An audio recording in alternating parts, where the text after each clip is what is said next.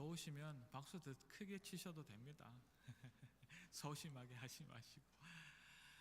성경은 참 많은 인물이 등장하는 엄청난 책이지요. 이런 엄청난 책들을 우리들은 대서사시라고 부르기도 합니다. 그 속에는 수많은 영웅들이 등장하고 또 숨막히는 역사적 사건들이 끊임없이 이어지고 그 내용들이나 전개되는 이야기의 규모가 어마어마한 방대한 그런 책들을 이야기합니다. 성경이 그런 책 맞습니다.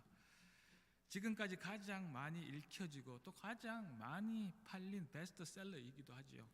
성경은 그저 대서사시라고 부르기에도 넘치는 그런 엄청난 책입니다. 오늘 본문인 이 사도행전은 누가복음의 저자인 누가가 쓴 신약 성경에 나오는 역사책입니다. 교회, 하나님의 교회가 어떻게 시작되었는지 교회의 역사를 이야기하는 아주 중요한 성경 안의 역사책이죠. 저자인 누가는 이 방대한 책을 쓸 때에 여러 가지 생각을 가지고 써 나갔습니다. 먼저 예수님께서 성령의 권능을 받아 어떻게 그분의 사명을 이 땅에 이루셨는지에 대한 이야기를 하고 있습니다. 그리고 이어서 초대 교회의 시작과 그 교회가 어떻게 성장하고 발전해 갔는지를 그 속에 적고 있습니다. 그리고 또 다른 중요한 내용은 예수님의 이야기, 우리의 구원의 그 복음의 이야기가 어떻게 세상으로 전해져 가고 있는지 하는 것입니다. 어떻게 복음이 이 예루살렘에서 시작하여서 로마에까지 퍼지게 되었는지를 그는 자세히 서술하고 있습니다. 성령이 너희에게 임하시면 너희가 권능을 받아서 예루살렘과 온 유대와 사마리아와 땅끝까지 이르러 나의 증인이 될 것이라는 그 말씀 그대로 예루살렘에서 성령의 능력으로부터 시작된 그 사도들의 그 설교가 어떻게 저 땅끝 이방인에게까지 전해졌는지를 이 저자인 누가는 알리고 싶었습니다. 이 누가는 기독교가 예수를 믿는 것이 모든 나라 사람들 또 모든 열방을 위한 일인 것을 우리들에게까지 알리고 싶었던 것입니다. 그러나 이 사실은 유대인들이 인정하기도 또 이해하기도 힘든 싫어하는 그러한 내용이었습니다. 유대인 자신들은 하나님이 선택한 백성이고 여호와는 자신들의 하나님이지 다른 나라 사람들은 알 수도 없고 그들이 알 필요조차 없다고 생각했기 때문입니다. 그러나 이 사도행전의 저자인 누가는 예수를 믿는 것은 이 복음이라는 것은 이 세상 누구에게라도 전해야 하고 또 그 안에 구원이라는 것은 누구라도 필요한 그러한 아주 중요한 일이라는 그 생각을 그것을 이 모든 사람들에게 또 2000년이 지난 우리들에게 알리고 싶었던 것입니다.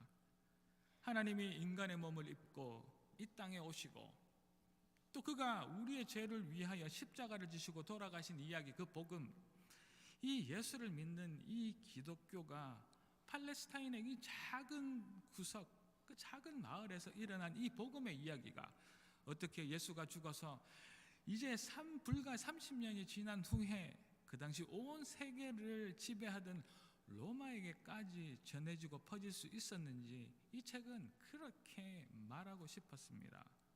이 사도행전은 그 제목 때문에 여러 가지 이야기도 많습니다. 특히 사도들의 행적을 적은 책이라는 의미로 이 사도행전이라 불리어졌는데 그 책 속에 모든 사도들이 이 책에 다 등장하지 않고 있기 때문입니다. 그래서 사도행전이라 불려야 하는가라는 그러한 의문도 가지는 책이기도 합니다. 이런 이유와 또 다른 생각으로 이 책을 성령행전이라 부르고 싶어하는 사람들도 있답니다. 성령으로 세례를 받으신 예수님께서 이제 하늘로 올라가시며 우리가 너무나 잘 아는 이야기 이제 오직 성령이 너희에게 임하시면 너희가 권능을 받고 예루살렘과 온 유대와 사마리아와 땅끝까지 이르러 내 증인이 되리라. 이렇게 성령은 사도행전에서 가장 중요한 분이시니 이제 성령 행전으로 부르는 것이 어떠냐라는 말이죠. 이제 이 성령이 오순절날 제자들이 한 곳에 모여 있을 때 강한 바람과 같은 그 소리로 임하심으로 말미암아 이 시대에 교회가 시작됩니다. 성령은 교회가 세상의 큰 장벽들을 넘어서 복음을 땅 끝까지 전하도록 몰아가십니다. 이 성령은 교회를 통하여 하나님의 구원이 새로운 세대와 새로운 땅의 사람들에게 임하여서 그들의 능력이 되시고 그 능력이 계속 전파되도록 하시는 그 힘이 성령님이십니다.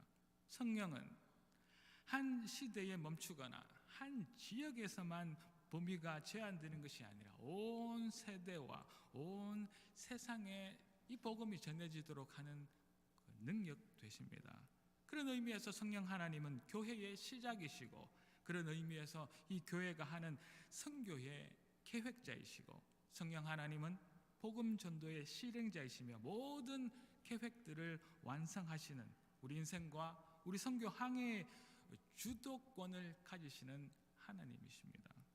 우리 인생과 우리 선교 항해의 주도권을 가지신 하나님을 만나는 복된 시간이 되기를 주의 이름으로 축복합니다. 사도행전의 저자인 누가의 관심은 이제 복음이 어떻게 이방 세계 믿지 않는 세상의 그 구석진 곳까지 전파되고 확산되어 가는지에 관심이 있었고 이 복음의 전파 가운데 성령 하나님의 일하심을 우리에게 알려주는 그것에 관심이 있었습니다. 이제 여기에 우리가 잘 아는 바울이 등장합니다. 그는 신약 성경의 많은 부분의 저자이기도 합니다. 그렇지만 사실 이 바울이라는 사람은 예수를 믿는 자를 박해하던 아주 골수 유대인이었습니다. 그는 우리가 아는 스데반이 돌에 맞아 순교하는 그 자리에도 있었습니다. 그리고 다른 도시에 있는 잘 믿는 기독교인들을 잡아 박해하기 위하여서 직접 자기가 그들을 잡고 박해하기 위해 찾아가기도 한 그런 극단적 유대인이요 율법에 아주 밝은 바리새인이었습니다. 그런 그가 다메섹이라는 지금으로 시리아의 수도인 다마스커스로 가던 그 길에서 이제 예수님의 영을 그 길에서 만나게 됩니다. 그 만남으로 바울은 이제 완전히 회심하여서 예수를 전하는 전도자가 됩니다. 부활하신 예수님을 직접 만남으로 기독교 신앙이 잘못된 것이 아니라 전적으로 옳았음을, 하나님은 살아계시고 여전히 이 역사 속에서 일하고 계심을 그는 그 만남 가운데 알게 된 것입니다. 나무에 달려 죽은 예수가 그저 세상 사람들이 이야기하는 저주받은 자가 아니라 죄로부터 우리를 해방시키기 위한 대속적인 죽임을 당하신 것을 그는 철저히 깨닫는 이제 십자가 신학을 그는 가지게 된 것입니다. 그 당시 기독교인들은 정통 유대인들의 박해를 당하고 있었습니다. 기독교가 이 예수를 믿는다는 것이 율법의 열심인 유대인들의 눈에는 배신자로 보였기 때문입니다. 그러나 바울 자신이 만난 부활의 예수님, 십자가의 은혜는 율법에 얽매이지 않고 유대인이나 이방인이나 구별 없는 구원이 그 속에 있음을 그는 이제 알아버렸습니다. 이 십자가의 사랑, 십자가의 은혜를 알아버린 이 바울은 유대인이 아닌 이방인들에게도 구별 없는 구원이 있음을 알고서 이제 부활하신 예수님을 이방인들에게 전하는 이방인의 사도가 되었습니다. 이렇게 특별한 만남으로 사도가 된 바울은 이제 예루살렘 교회의 파송을 받고 3번에 걸쳐 선교 여행을 떠납니다. 그는 3번에 걸친 선교 여행을 통하여서 아시아와 유럽 지역의 많은 곳에 교회를 세우고 가는 곳마다에서 유대인들에게 또 이방인들에게 예수를 전하고 복음을 선포하는 그러한 복된 그러나 힘든 사역을 감당합니다. 신약 성경에 나오는 갈라디아, 빌립보, 데살로니가, 고린도, 에베소, 골로새의 이 많은 교회들이 그가 세운 교회들입니다. 그리고 그 교회들과 성도들의 믿음과 어려움을 위해 기도하며 교회들이 당면한 그 어려움들을 위로하고 권면하는 편지들을 보낸 것이 우리가 신약 성경에서 읽는 서신서들이지요. 이제 바울이 3번의 선교 여행을 마치고 다시 예루살렘 교회로 돌아와 그들에게 선교 보고를 할 때 그 즈음에 이제 유대 종교의 지도자들이 그 당시 로마 총독인 벨릭스에게 이 바울을 고소합니다. 바울이 유대 사람들을 선동하여 시끄럽게 하고 나사렛 예수를 믿는 이단의 그가 괴수이며 또 성전을 모독하였다는 이유로 이 바울을 이 로마 총독에게 고소한 것입니다. 그러나 법정의 신문을 통하여 이 바울에게 어떠한 잘못도 찾지 못한 이 총독은 바울을 석방해 주려 하였습니다. 그러나 그때 바울은 그 당시 자신은 로마 시민권자이기 때문에 자신의 문제를 로마 황제 앞에서 직접 신문받기를 원합니다. 그래서 바울은 로마로 다른 죄수들과 함께 압송되어 가게 됩니다. 이해하기 어려운 이러한 행동이지만 이 모든 일의 주도권을 하나님께서 가지고 계셨던 것입니다. 지금까지 말씀드린 이 내용은 오늘 본문 이전의 전체적인 전반적인 이야기들입니다. 성령 하나님이 이 교회 안에 임하심으로 이제 교회가 시작되었습니다. 그리고 교회를 통한 복음의 전파가 그 당시 유대 가장 큰 도시인 예루살렘을 넘어 온 유대에 전해지고 또 그 당시 가장 천대받던 사마리아를 넘어 전혀 하나님을 모르고 율법도 모르며 예수를 알지 못하는 이방인들에게까지 이르게 된 것을 사도행전은 이야기하고 있습니다. 성령 하나님이 이 모든 복음의 전파에 주도권을 가지시고 일하신 것입니다. 그리고 그 큰 계획 가운데 바울이라는 사람 한 사람을 들어서 아시아와 수많은 유럽의 도시들과 이제 드디어 그 당시 전 세계의 중심이었던 로마에게까지 예수의 죽음과 그 부활의 복음을 전하게 하신 것입니다. 하나님의 일하심입니다. 이 모든 항해의 주도권을 하나님이 가지시고 하나님께서 일하신 것입니다. 우리 교회는 지난 1년 반 동안 수요 예배에서 이 사도행전을 강해하며 정말 한마디 한마디 한 구절 한 구절을 나누며 우리 모두 알게 되었습니다. 그리고 바울을 통하여 일하신 하나님, 그 하나님께서 하나님의 사람들을 부르시고 그들을 통해 일하시는 하나님이라시라는 것을 알게 된 것입니다. 어찌 보면 너무나 당연한 이야기이기도 합니다. 당연히 이 역사의 주인공, 이 역사를 이끌어 가시는 분이 하나님이시지만 그저 당연하게 받아들이지 않고 조금은 더 깊이, 조금은 더 확실하게 알게 된 그 말씀을 오늘 짧게나마 나누어 보려고 합니다. 그 결론은 우리 인생의 모든 인생의 항해, 우리 교회의 모든 사역의 항해의 주도권은 하나님께 있다는 그것이 결론입니다. 하나님께서 일하십니다. 그러나 이 너무나 당연하고 확실한 이 사실을 그렇다고 누구나 당연히 다 아는 것은 아니랍니다. 오늘 본문 23절을 보도록 하겠습니다. 그들이 날짜를 정하고 그가 유숙하는 집에 많이 오니 바울이 아침부터 저녁까지 강론하여 하나님의 나라를 증언하고 모세 율법과 선지자의 말을 가지고 예수에 대하여 권하더라. 이제 로마 황제 앞에서 자신의 무죄를 인정받으려 로마로 압송당한 이 바울이 감금된 상황에서도 여전히 열심을 가지고 아침부터 저녁까지 예수에 대하여 또 하나님 나라에 대하여 증언하고 있다는 이야기입니다. 이렇게 최선을 다하여 하나님의 나라를 알리고 온 목숨을 다하여 예수를 전하는 그 사람만이 하나님이 이 세상을 위해, 하나님께서 이 교회를 위해, 하나님께서 나를 위해 일하시는 것을 볼 수 있는 것입니다. 우리 교회, 우리 인생의 주도권이 하나님께 있다는 사실을 이런 최선을 다하는 사람만이 알 수 있다는 이야기입니다. 모든 사람들이 바울에게 가지 말라고 한 이 로마를 향한 여정이었습니다.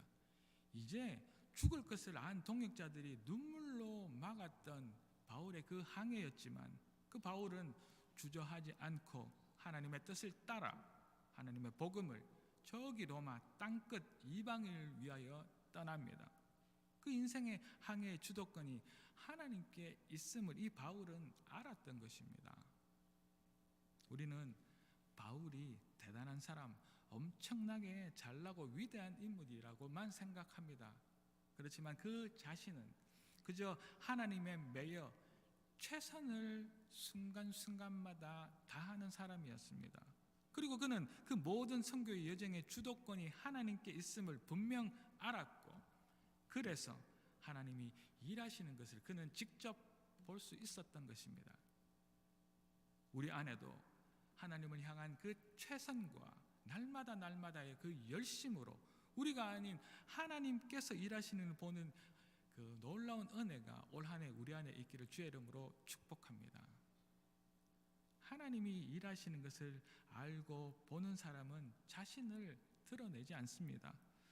하나님이 우리 인생의 주인이시고 모든 일을 이루어 가신 분인 줄 인정하고 고백하는 그 사람은 그 어떤 어려움 가운데서도, 그래서 낙심하지도, 그렇다고 절망하고 실망하지도 않습니다.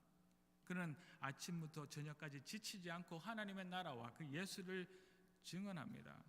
그리고 하나님께서 그 안에서 일하고 계시는 것을 직접 만나고 보는 것입니다. 로마의 압제와 또 같은 동족인 유대인들의 그 핍박 속에서도 그는 이방인에 대한 복음 전도를 절대 멈추지 않았습니다. 오히려 호랑이 굴과 같은 그 로마로 가기로 자원하여 가고, 거기서 밤낮을 가리지 않고 예수의 복음을 전하고, 그는 자신을 하나님이 끌고 가시는 것을 알았기 때문입니다. 그는 하나님께로 내가 끌려가기로 작정하였기 때문입니다. 하나님이 다 주신다. 하나님은 절대 틀리지 않으신다.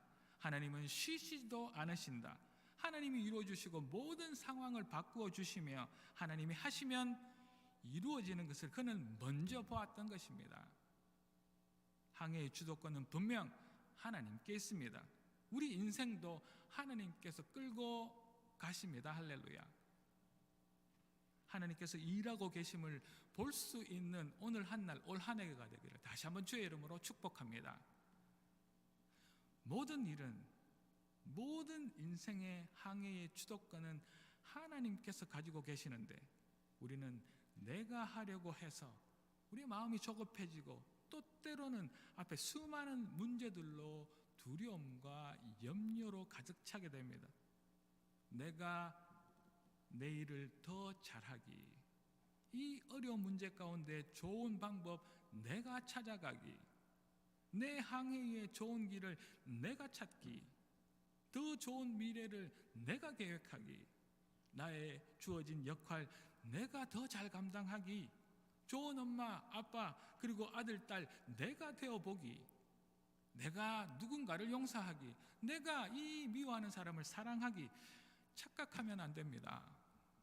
이 모든 것은 내가 하는 것이 아니랍니다. 이 모든 것은 하나님이 하시고 하나님께서 해주시는 일인 줄로 믿습니다. 우리는 그저 그 자리에서 최선을 다해 하나님께서 하시는 일을 보려고 노력하기만 하면 된답니다. 바울은 알았습니다. 하나님이 하실 것이다. 난 못하지만 하나님은 잘 하신다. 난 약하지만 하나님은 강하시다. 난 실패하지만 하나님은 성공하시고 이 항해의 주인이 되신다. 이 고백이 우리 오늘 이 아침 우리의 고백이 되기를 주의 이름으로 축복합니다. 올 한 해 우리가 우리의 자리에서 아침부터 저녁까지 하나님의 나라를 묵상하고 예수에 대하여 날마다 시간마다 순간마다 이야기할 그때에 하나님이 우리의 항해를 이루어 가실 것입니다. 그때 우리는 하나님이 일하시는 것을 보게 될 것입니다. 우리는 최선을 다하여 하나님만 의지하고 맡기고 내려놓기만 하면 됩니다. 그때 우리는 하나님이 우리를 위하여, 이 갈릴리를 위하여 일하시는 것을 볼 줄로 믿습니다. 그리하실 하나님을 찬양합니다. 이제 본문 24절 25절입니다. 그 말을 믿는 사람도 있고 믿지 않은 사람도 있어 서로 맞지 아니하여 흩어질 때에 바울이 한 말로 이르되 성령이 선지자 이사야를 통하여 너희 조상에게 말씀하신 것이 옳도다. 바울이 하나님의 나라를 증언하고 예수의 죽음과 부활을 말할 그때 믿는 사람도 있었지만 믿지 않는 사람도 있었다는 말입니다. 그러나 바울이 성령의 말씀하신 것은 진리라고 이야기합니다. 바울이 자신의 뜻, 자신의 의지와 상관없이 성령 하나님의 그 말씀에, 그 진리에 순종할 때에 하나님의 일하심을 보게 된 것입니다. 우리의 눈에 다른 길이 보이기도 하고 우리 생각에 더 멋지고 더 옳은 방법이 있을 것처럼 생각되기도 합니다. 그러나 말씀에 순종할 때 하나님의 일하심을 우리는 보게 될 줄로 믿습니다. 이 땅에 예수님께서 하늘 보좌를 버리고 오셨습니다. 그리고 가장 보잘것없는 인간의 삶을 사시다가 끝내 우리 죄인을 위하여서 십자가를 지시고 돌아가시는 그 순종을 택하셨답니다.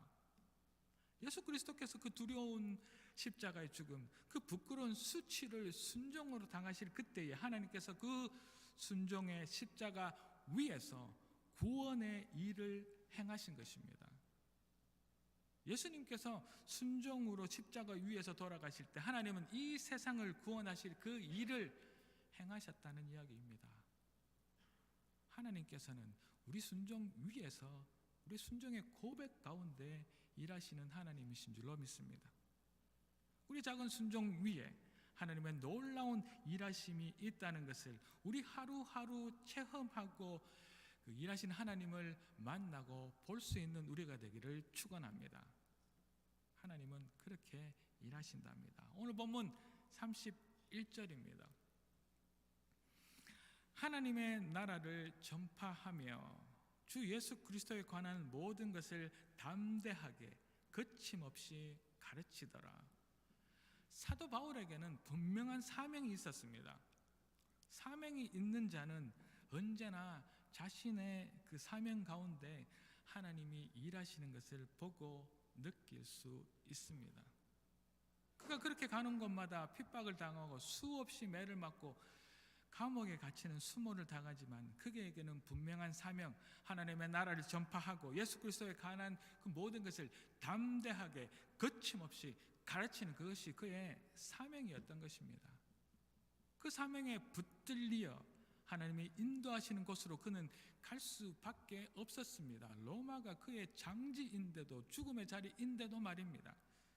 그러나 그는 두려워하지 않고 그렇다고 고민하지도 않고 그의 길을 갈 수 있었습니다. 그것은 그가 사명을 붙들었기 때문입니다. 그에게는 사명이 있었고 그 사명에 붙들릴 때 하나님께서 일하시는 것을 그는 수없이 보았던 것입니다. 그리고 그의 고백입니다. 사도행전 20장의 그 고백을 보도록 하겠습니다. 이제 나는 성령에 매여 예루살렘으로 가는데 거기서 무슨 일을 당할지 내가 알지 못하노라.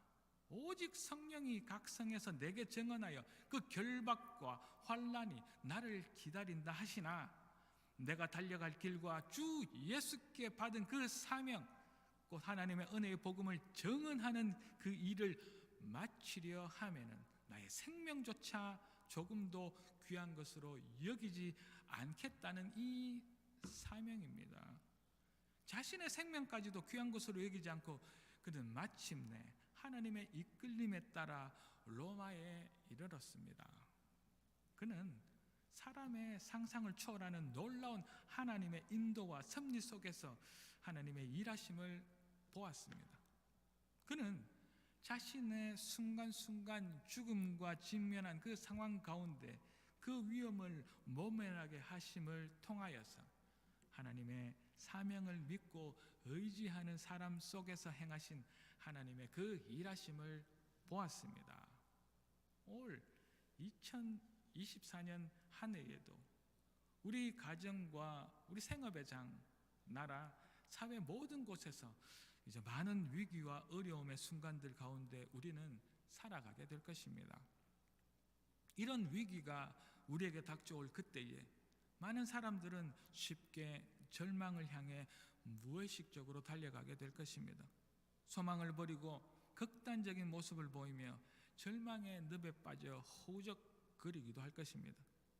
또 이런 와중에 어떤 사람은 남이야 어떻게 되든 내 몫이나 챙기겠다는 세상의 그 마지막 모습을 우리 서로 보게 될 수도 있을 것입니다. 이 위기의 극단적인 어려움은 믿음의 사람들인 우리에게 주어진 도전입니다. 그렇지만 사도 바울이 그에게 주어진 그 사명을 그 인생 가장 힘든 가운데 붙들었던 것처럼 우리도 하나님께서 주신 그 사명을 끝까지 붙드는 우리가 되기를 소망합니다. 우리가 우리의 사명을 끝까지 붙들 때 우리를 위하여 일하실, 이 갈릴리를 위하여 일하실, 이 가정을 위해서 일하실 하나님을 우리는 직접 보게 될 것입니다.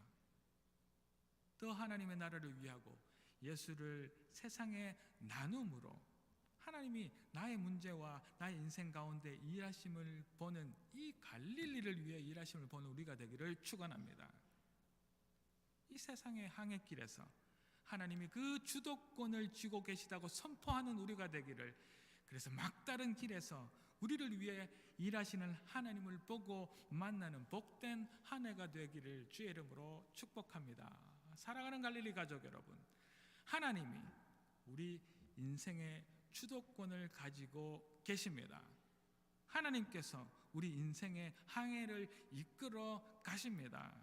그 길목에서 주를 의지하며 나의 모든 것을 내려놓고 그저 최선을 다하는 우리가 됩시다. 그때 우리는 우리를 위해서 하나님의 나라를 위해 일하시는 하나님을 보게 될 것입니다.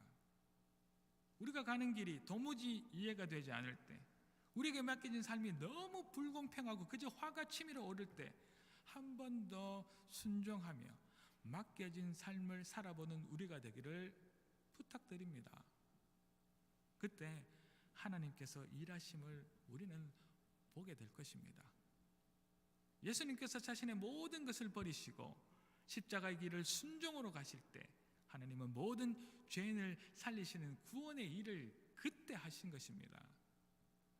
우리 순종하는 삶 가운데 하나님의 일하심을 발견하게 되기를 축원합니다. 우리에게 맡기신 사명을 끝내 붙드는 우리가 됩시다. 나를 지금 여기 예배의 자리, 예수를 믿는 자리로 부르시고 우리를 하나님의 나라, 예수의 죽음과 부활을 선포하라고 맡기신 그 사명을 끝내 붙듦으로 말미암아 하나님께서 우리 인생 가운데, 우리 항해 가운데 일하심을 발견하는 우리가 되기를 축원합니다. 하나님은 내 문제보다 강하십니다. 하나님은 우리의 어떤 절망보다 강하십니다. 하나님은 우리의 그 어떤 좌절과 실망보다 강하십니다. 하나님은 우리의 두려운 항해의 주도권을 지금도 쥐고 계십니다. 올 한 해 갈릴리와 우리 가정, 우리 안에 일하시는 하나님을 발견하는 놀라운 기적들이 우리 삶 가운데, 이 갈릴리 가운데 가득하여지기를 올 아침, 올 시작하는 올 한 해 이 첫 시간에 하나님의 이름으로, 예수 그리스도의 이름으로 축원합니다. 다 같이 기도하겠습니다. 항해의 주도권이, 우리 인생의 주도권이 우리에게 있다고 생각하였습니다. 그러나 이 시간 입술을 열어 항해의 주도권이 하나님께 있다 고백하는 저희들이 되게 도와주십시오. 하나님, 그저 저희들의 인생의 항해의 끝자락에서 그저 주를 의지하며 나의 모든 것을 내려놓고 최선을 다하게 도와주십시오. 그래서 하나님께서 일하시는 것을 보게 도와주십시오. 하나님 저희들에게 불평하고 화가 치밀어 오르고 이해가 되지 않는다고 하여서 좌절하고 낙담하고 저희들 인생을 버리는 것이 아니라 순종하며 맡겨진 삶을 살아보는 저희들이 되어서 저희들 인생 가운데 특별히 갈릴리 가운데 하나님께서 일하심을 보는 저희들 되게 도와주십시오. 하나님 저희들에게 맡기신 사명입니다. 사도 바울이 예수 하나님의 나라를 위하여 일하고 예수의 이야기를 담대하게 강력하게 전파하고 가르쳤던 것처럼 저희들에게 주신 하나님의 나라를 위한 이 복음을 위한 예수를 위한 그 사명을 끝내 붙들므로 말미암아 하나님께서 우리의 인생을 위하여서 하나님께서 이 갈릴리를 위하여서 그 항해의 주도권을 가지시고 일하심을 보는 올 한 해가 되게 도와주십시오. 그저 하나님 저희들이 한 입술로 고백하고 한 귀로 듣고 흘려버리는 이야기가 아니라 한 해 동안 이 항해의 주도권이 하나님께 있으며 하나님께서 일하시는 것을 끝내 내가 보리라 결단하는 올 한 해 되기를 하나님 앞에 간구하옵고 이 모든 말씀 살아계신 예수 그리스도 이름으로 감사드리며 기도 올리옵나이다. 아멘.